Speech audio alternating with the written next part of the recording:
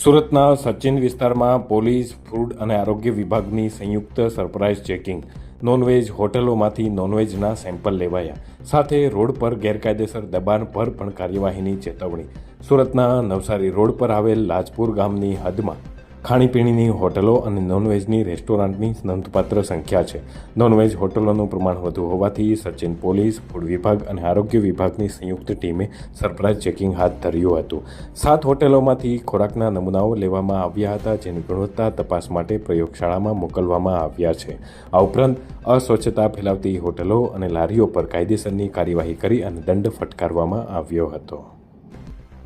Sachin police station વિસ્તારમાં આજરોજ લાજપોર જે ગામ આવેલા છે ત્યાં બધી નોનવેજની અને બીજી ખાણીપીણીની ઘણી દુકાનો આવેલા છે. તો આજે હેલ્થ અધિકારી અને તલાટીશ્રી તથા સરપંચશ્રી સાથે રહીને અમારા પોલીસના ટીમ સાથે રહી તમામ જગ્યા ઉપર ફરી ત્યાં દુકાનો હતા એમાંથી ફૂડ સેમ્પલિંગના કાર્યવાહી કરવામાં આવેલા છે.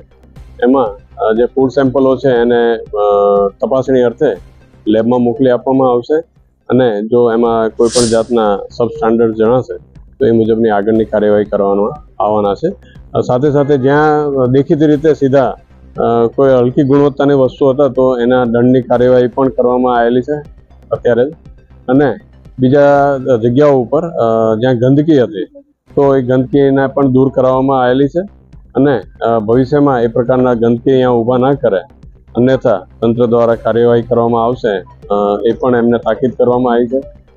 જોડે આ જે રસ્તો છે તે નવસારી હાઈવે છે અને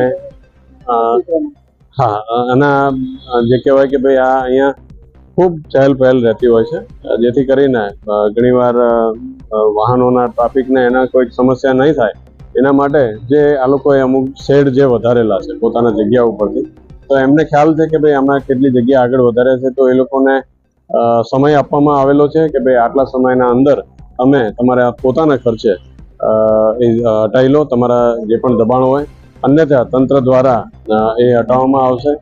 તો એ લોકોએ બિલકુલ બાંયધરી આપેલી છે કે અમે આ પોતાના જે પણ કોઈ શેડ વધારેલા છે અથવા બોર્ડ મારેલા છે તો અમે ઉતારી અને એના પોતાના પ્રોમાઇસીસમાં સમય જવાના છે.